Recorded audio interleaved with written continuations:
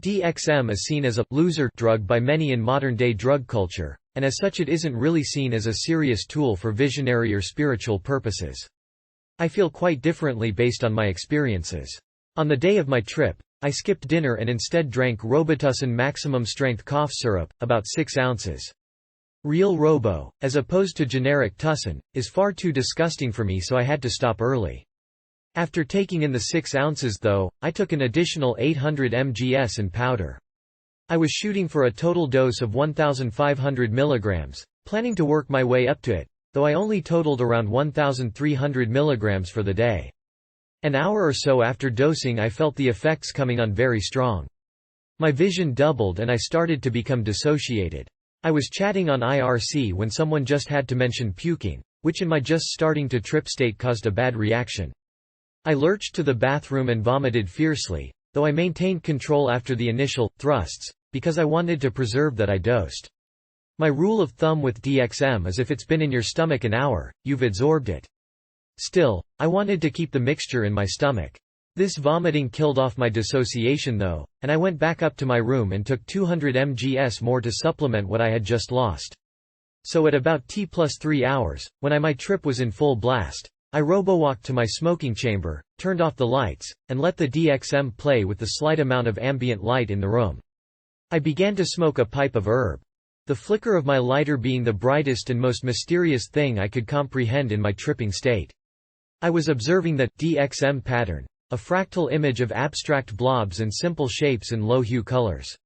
While looking at one blob in particular, my trip suddenly became unlike any other DXM experience I have ever had, on any dosage and under other circumstances.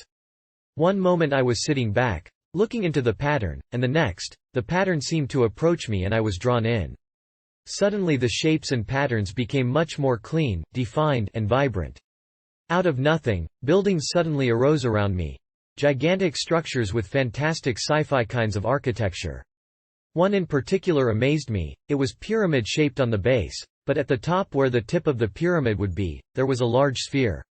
I'm not any sort of engineer or architect, but I'm sure that such a structure would not hold up under normal conditions. As I continued my flyby of these buildings, I looked closer and got a shock. The buildings were built out of DXM powder.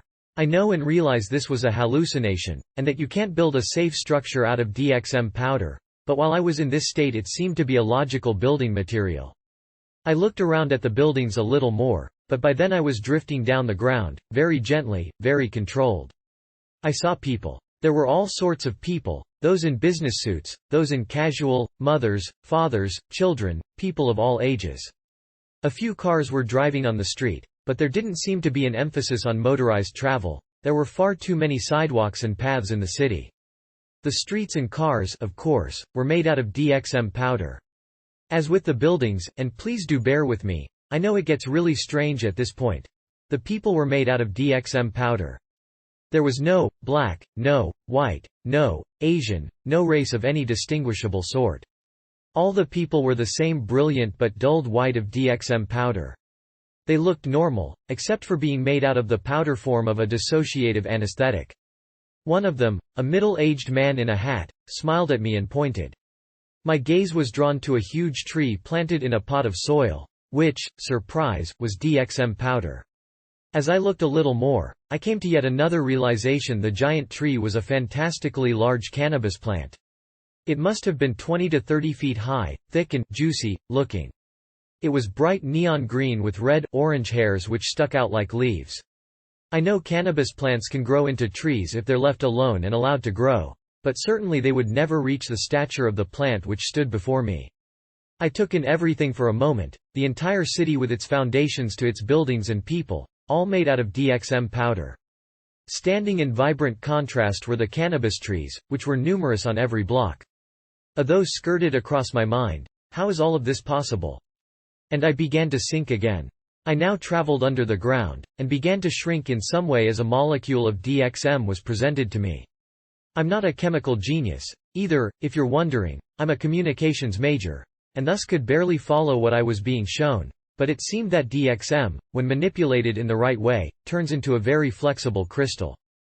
These crystals gave life to everything in the city, from the people to the plants to the buildings, and thus life is supported. Back in the real world, I lit my bowl, and in an instant the vision ended. As I was still tripping, I didn't really think much of the vision at the time, but in retrospect I can appreciate how beautiful it was to me. Let me stress that I'm a rational fellow, though. Maybe it's not too surprising that I happened to be taking a hallucination-causing substance and that I hallucinated about the substances which I was ingesting.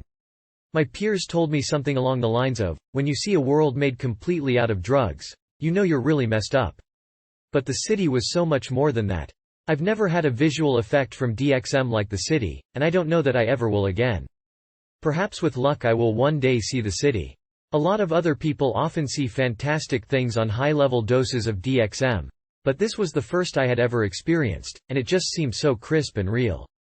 Again, I stress that this was the first time I had ever seen something so complex on DXM. As such, I can only consider it a vision,